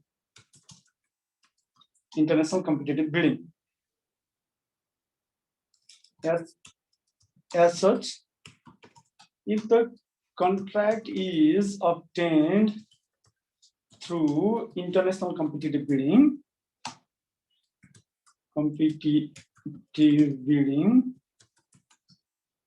IRD shall permit to set off losses from the profit of the same contract of previous income year. Question ma international bidding बाट obtain भएको छ भन्ने छ हैन त? ए okay sorry मैले त्यो तलकोलाई चाहिँ अल्टरनेटिभ क्वेशनमा चाहिँ इन्टरनेशनल कन्ट्र्याक्टबाट बिड भएको रहेछ भन्ने कुरा आयो नि त हैन ल मैले हटाइदिए as such the contract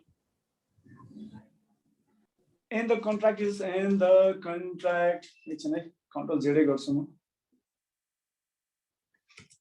तीनटे छ and the contract is obtained through international competitive bidding as such IRD shall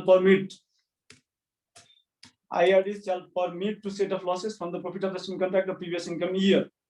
However, कति छ 5 लाख र 2 लाख हैन? The loss cannot be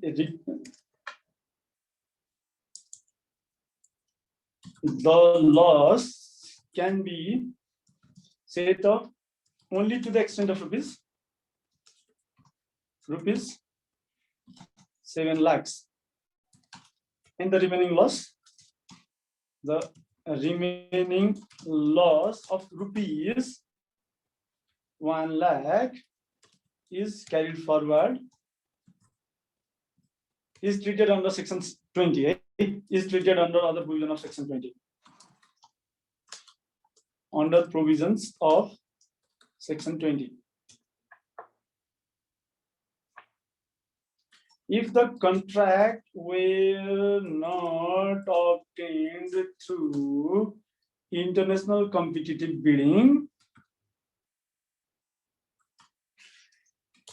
the loss on the completion of contract would be treated treated under other provisions of section 20 and not under section 20 subsection 4.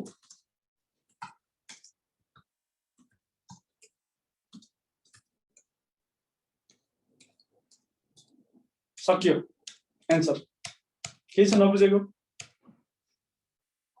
सोधौँ है नबुझेको छ भने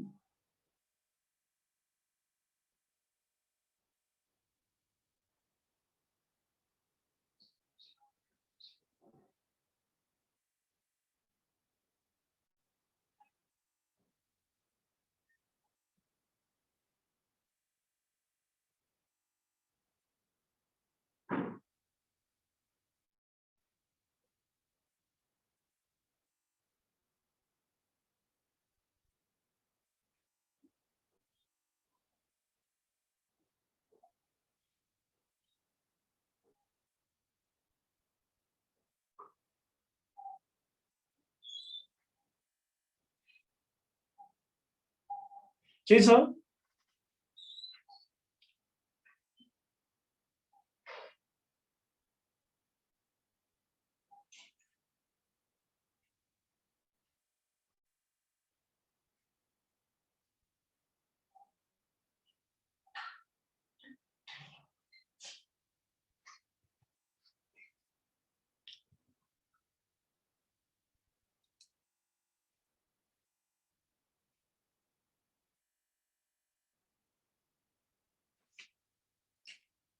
अरु क्वेशन चाहिँ पहिले गरिसके जस्तो लाग्छ मलाई long term कन्ट्र्याक्टको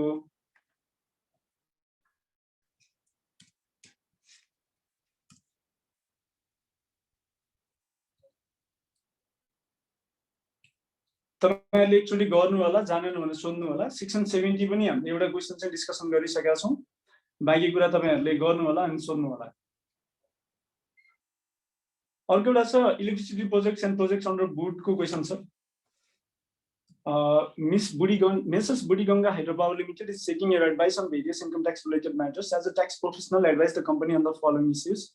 Is there any exemption and concession in income tax if power generation is done by the end of Chaitra 2080? Will the exemption differ if the company tries to generate power using solar or wind?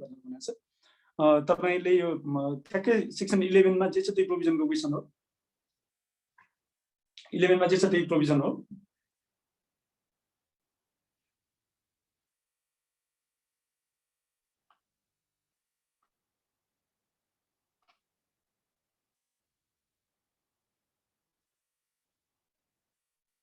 A 2080 चैत्र एन्डसम्ममा कुनै hydro power generation transmission construction of power houses वालाले power generation गर्न सुरु गरे commercial operation सुरु गरे भने पहिलो 10 वर्ष कुनै पनि कर लाग्दैन र त्यसपछिको 5 वर्ष लाग्ने गर्न 50% छुट हुन्छ र त्यस्तो एक्जेम्पसन चाहिँ सोलर र विन्ड एनर्जी वा बायो एनर्जीबाट कसैले पावर जेनेरेट गर्छ भने त्यस्तो अवस्थामा पनि पाइन्छ भन्ने छ भनेपछि बुढीगंगा हाइड्रो पावरलाई त्यो एक्जेम्पसन छ भनेर लेख्नु पर्यो पावर जेनेरेसन कम्पनी स्टक एक्सचेन्जमा लिस्टेड भयो भने ट्याक्स रेटमा 15% छुट हुन्छ भन्ने छ त्यो कन्सेसन पनि छँदैछ in case of power generating companies if the plant and equipment are replaced during the year is there any provision of terminal depreciation भनेर छ अस्ति हामीले हिसाब गरेका थियौं रिप्लेसमेन्टको केसमा टर्मिनल डेप्रिसिएसनको प्रोभिजन छ जुन एसेट रिप्लेस भयो त्यो एसेटको ट्याक्स डब्ल्युडीबी भ्यालुलाई डेप्रिसिएसनको रूपमा क्लेम गर्न पाइन्छ लस क्यारी फरवर्ड 12 वर्षसम्म applicable tax rate 25% accelerated depreciation पाइन्छ भन्ने कुरा छ यो simple straight question 0.5 marks into 3 सबै आयो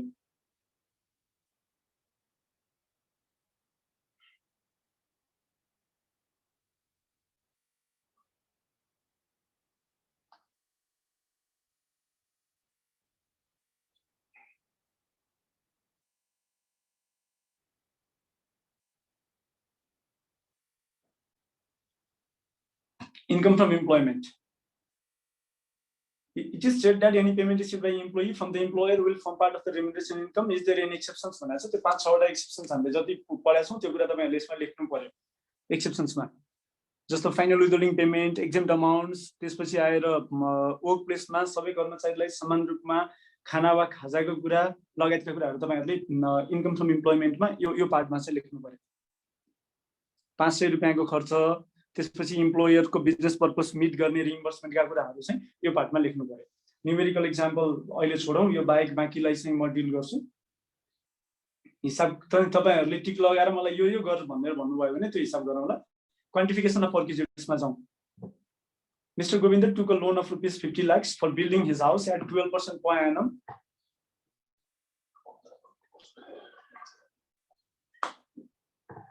The interest amounted to rupees 600,000 per annum.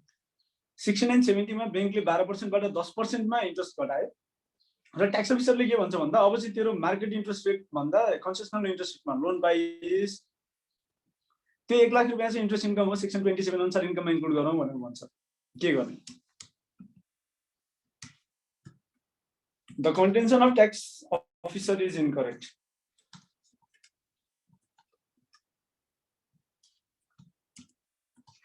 Unless the tax officer can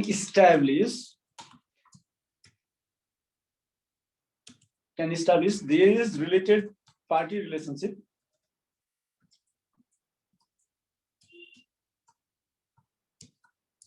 between any two persons,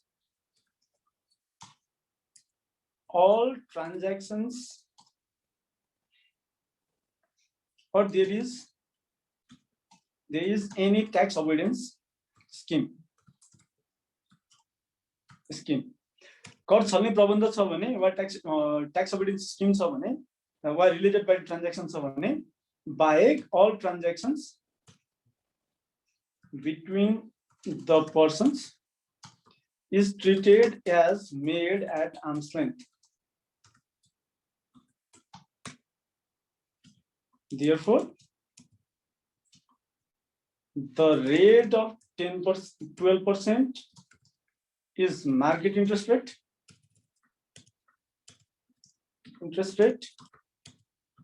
and so as 10%.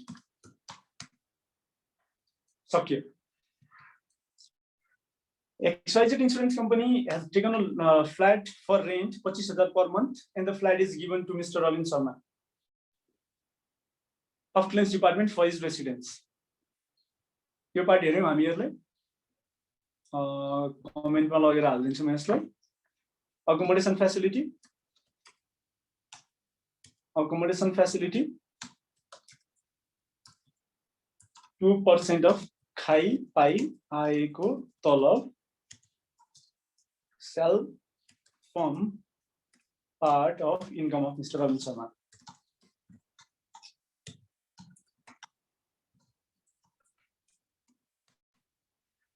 Vinod Shrestha, marketing manager, marketing department in another flat same area, reimbursement.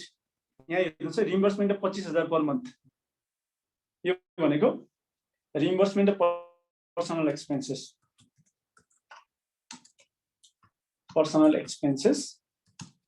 All amount is to be included in income as per section 8 subsection 2 ग जस्तो लाग्छ मलाई। सकियो। यति लेखेपछि तपाईले यति दुईटा पोइन्ट लेख्न छ, यसमा पुरै मार्क्स पाइयो। What are the perquisites and valuation methods that are defined in chapter 7 of Income Tax Act 2015 भनेको छ।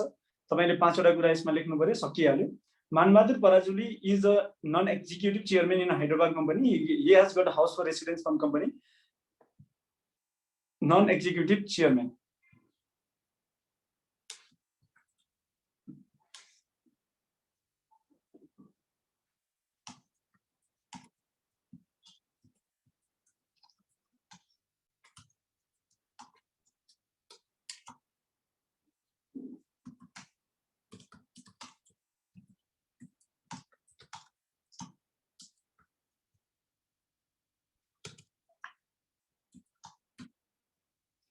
The amount is not quantified as per section 56(3), jointly read with rule 18, and the cost of house is not deductible for the company. मलाई लागेको यही हो, म एकचोटी confirm गरिहाल्छु है।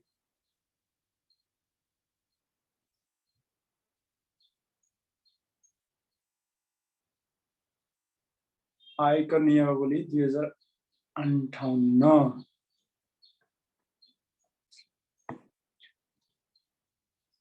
नियम 18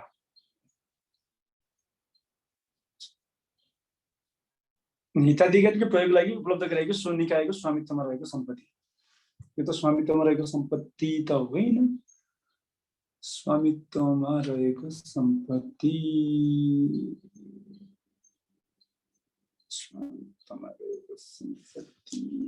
निकायको सेवा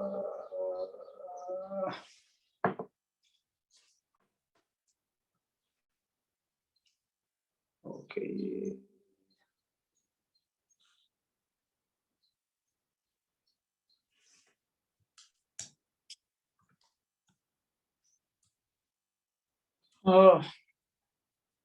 यो 284 मैले हाइलाइट गरेर राखेँ, पछि डिस्कसन गरौँला कन्क्लुजन निस्किएपछि। एमएन इन्सुरेन्स कम्पनी यो माथिकै जस्तो क्वेसन हो ठ्याक्कै, यो पुष्पेन्द्र राणा मगरको केसमा यो माथिको क्वेसन नम्बर 282 के क्वेसन हो। Global Technology has appointed Ravin Sharma as CEO, 75,000 per month as tax-free salary. The tax liability is borne by the company and directly paid to the government. Is to be assessed as couple. He did not claim any exemption. Compute the tax liability. यो backward calculation हो, 75,000 रुपैयाँ per month backward calculation भनेपछि यसको म calculation चाहिँ तपाईहरुलाई देखाइदिन्छु Excel सिटमा।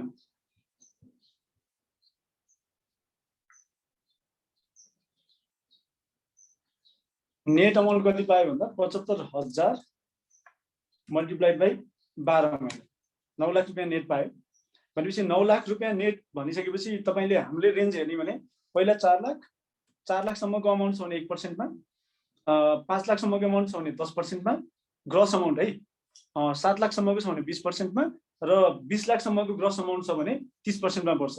बोर्डर लाइनमा छ भने 36% मा जान सक्छ भन्ने एजम्पसन गर्न सक्छौं हामी बोर्डर लाइनमा छ भने। तर सामान्य कुरा के भन्दा 9 लाख को ट्याक्स जति आउँछ त्यो ट्याक्स चाहिँ 30% को ब्र्याकेटमा जान्छ भनेर हेरौँ न। भनेपछि एक तरिका गरौँ, 4 लाख रुपैयाँको 1% भनेको 4,000 रुपैयाँ आयो, सरी 4,000 रुपैयाँ आयो यो केसमा। त्यसपछि 1 लाख 10%, 2 लाख 20% र बाँकी बचेको अमाउन्ट भनेको चाहिँ equals to 9 lakh minus 7 lakh. गर्ने तरिका फरक छ है, धेरै धेरै तरिकाले पाइन्छ। यो भनेको 30% भयो। एक कपल भनेको छ यो 4.5 लाख भयो, 7.5 हुन्छ कपल भनेको छ यसले। मैले अलिकति बिगारेको छु, यो 7,50,000 हुन्छ यति हुँदा 30% भयो। भनेपछि अब उले बियर गर्नुपर्ने ट्याक्स कति हो भन्दा ट्याक्स लायबिलिटी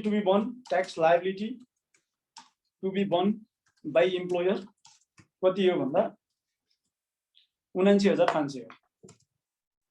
79,500 हो भनेपछि यो ट्याक्स लायबिलिटीमा पनि ट्याक्स लाग्छ। यदि यो अमाउन्टमा ट्याक्स लाग्छ भने यो 70% हुन्छ, which is 70% of total amount to be paid to government.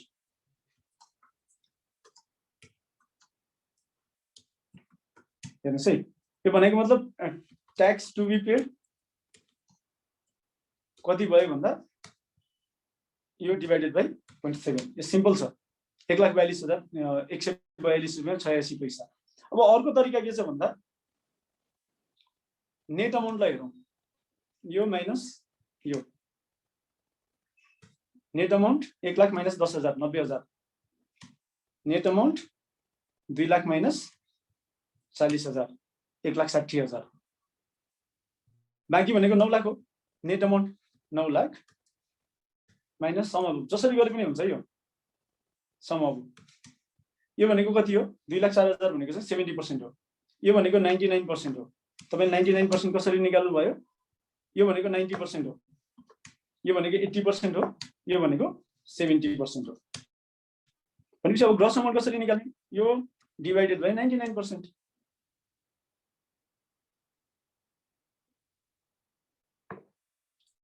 Total कति आयो, ट्याक्स कति आयो 10,42 माइनस 9 लाख 1,42,142 रुपैयाँ 86 पैसा।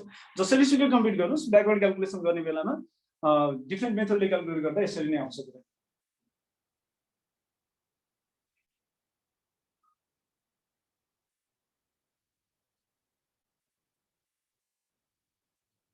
केही छ नबुझेको?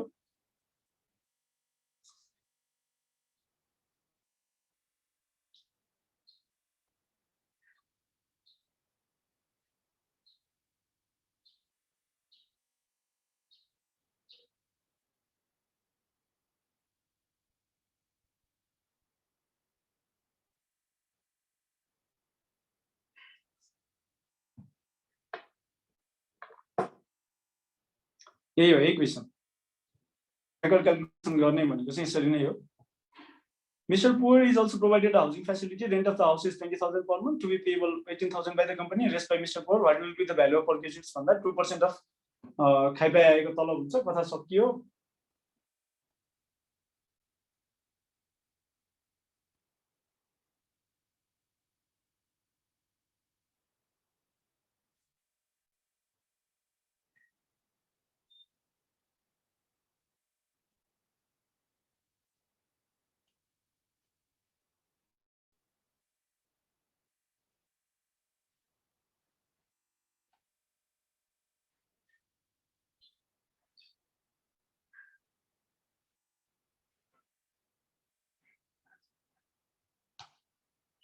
इनकम फ्रम इन्भेस्टमेन्ट यो हिसाब पनि हामी पछि कुरा गर्छौं। मिस्टर आनन्द ढकाल, अर्को क्वेसन छ 289 मा। Mister Anand Dhakal purchased a house in Chittagong in 2060 for rupees 24 lakhs and income rupees 1 lakh in registration, etc.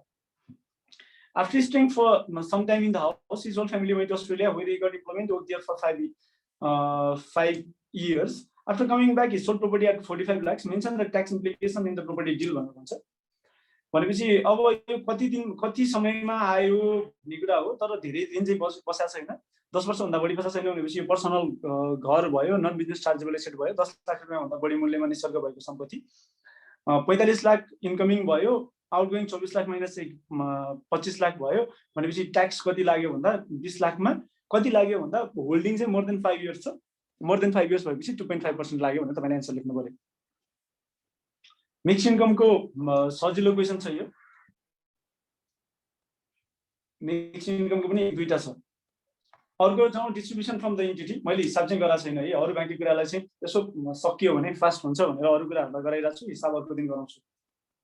A company has share premium amount being carried forward from previous year. Board of directors of the company decides to appropriate the amount of share premium to issue bonus shares to existing shareholders in proportionate to their holdings without charging any amount.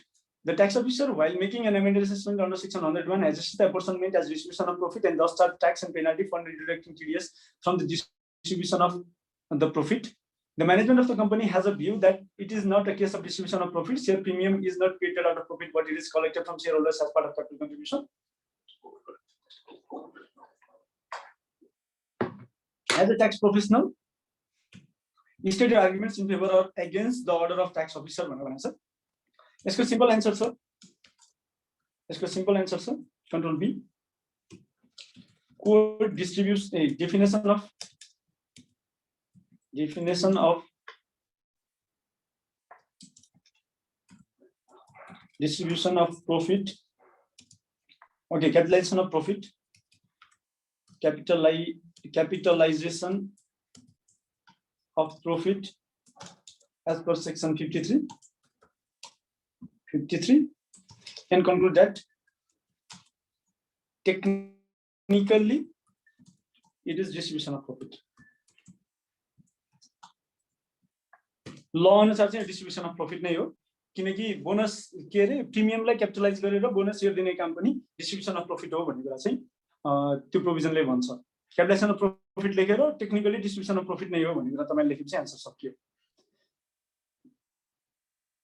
A Limited receives dividend of rupees 4 lakhs and interest of rupees 2 lakhs. A Limited distributes rupees 450,000 as dividend. How much tax A Limited should deduct from the dividend distributed by it? यो एउटा चाहिँ म गर्दिन्छु है। Command BI. As per section 54 subsection 3. 54 subsection 3. There shall be no distribution tax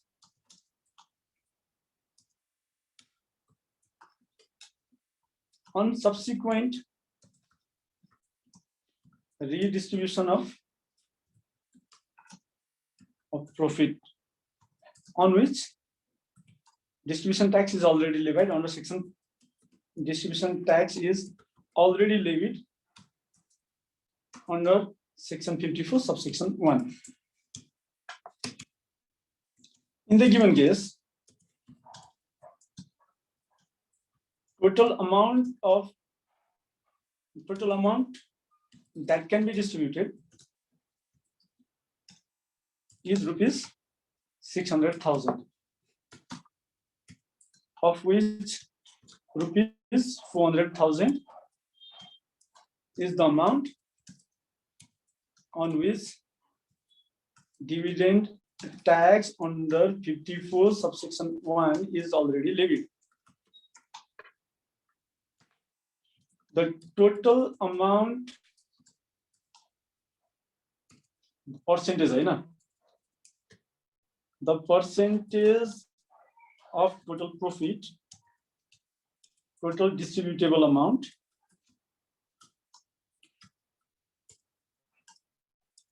on which dividend tax can be levied is कति percent हो? 33.33%. यो भनेको कसरी आयो भन्दा 2 lakh divided by 6 lakh. 2 lakh divided by 6 lakh. Therefore, एकछिन है.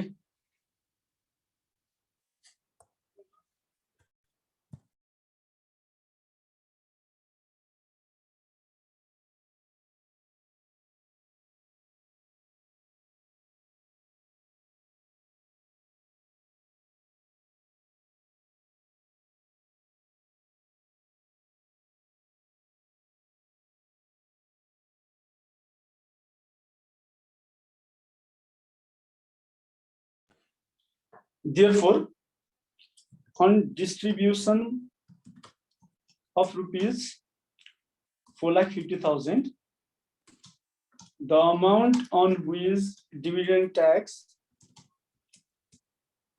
has to be levied is 1,50,000, and the amount of dividend tax is 5%, which is 7,500. 7,500 भनेपछि प्रोपोर्सनेट बेसिसमा चाहिँ डिभिडेन्ड ट्याक्स लाग्छ. यो मैले भनेको होइन, इन्कम ट्याक्स डिरेक्टिभले भनेको हो है. यो क्वेशन पनि लगभग त्यस्तै छ. Mister rich has invested rupees 20 million in the shares of a bank. He is also promoted director of that bank. Bank has given gold chain gold coin दिइसकेपछि डाइरेक्टरलाई दिएको डिस्ट्रिब्युसन हो, डिस्ट्रिब्युसन ट्याक्स लाग्छ भनेर 30,000 को तपाईले 5% डिस्ट्रिब्युसन ट्याक्स निकाल्नु पर्यो यो केसमा. The company has made the revaluation of depreciable asset by 10 million and the same amount is credited to concerned reserve account and then distributed to the shareholders. So what are the provisions laid down in Income Tax Act 2058? And what would be the tax implication in the hands of company as well as the shareholders? Answer. As per section 56 subsection 3, if an entity distributes any amount out of such amount that is not profit,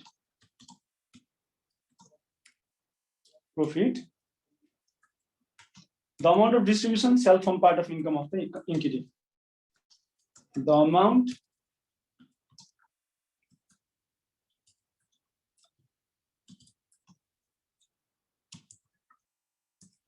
part of the income of the entity. And therefore, at the time of making distribution from capital reserve, distribution from revaluation reserve, the entity shall include such amount, rupees 10 million, in its income computation. Further, the entity shall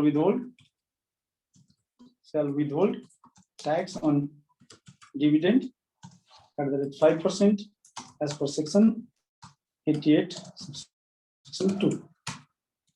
295 मा नबुझेको के छ? What will be the tax implication in case of dividend distribution in the following situation? ग्रामीण विकास Bank distribute dividend to Nepal Rastra Bank 5% Nepal राष्ट्र बैंकले आफ्नो objective अनुसार पाएको इन्कममा ट्याक्स लाग्दैन, अब्जेक्टिभ हो कि आइडेन्टिफाई गर्नुस्। If a private limited company distributes dividend to another resident company where the resident company controls 25% of the former company, जस्तो के होस् हामीलाई मतलब छैन, रेसिडेन्ट 5% हो र सी मा पनि 5% हो, स्टोरी सकियो किनकि डिभिडेन्ड ट्याक्सको म्याक्सिमम रेट 5% हो। यो बेलाको क्वेशनमा के थियो मतलब भएन। आजलाई हामी यति नै गर्छौं र हामी के गर्छौं भने भोलि 2 बजे भेट्छौं। हामी भोलि 2 बजे भेट्छौं है त। आजलाई हामी यति नै गर्छौं र भोलि 2 बजे भेट्छौं। मलाई लाग्छ मोर अर लेस बाँकी क्वेशनहरु भोलि डिस्कसन गर्छौं र हिसाब मात्रै बाँकी रहन्छ होला शनिबारको लागि, किनकि हामीले एकदमै धेरै क्वेशन्सहरु पहिला पनि डिस्कसन गरिसकेका छौं। तपाईहरुसँग आन्सर पनि छँदैछ। भोलि हामी मोर अर लेस सकाउँछौं र सकिएन भने अरु 2-3 दिन लाग्छ, तर हिसाबहरु चाहिँ सकिन्छ अनि हामी इन्डाइरेक्ट ट्याक्सतिर फेरि फोकस हुन्छौं। Thank you very much. आजलाई के छ क्वेशन?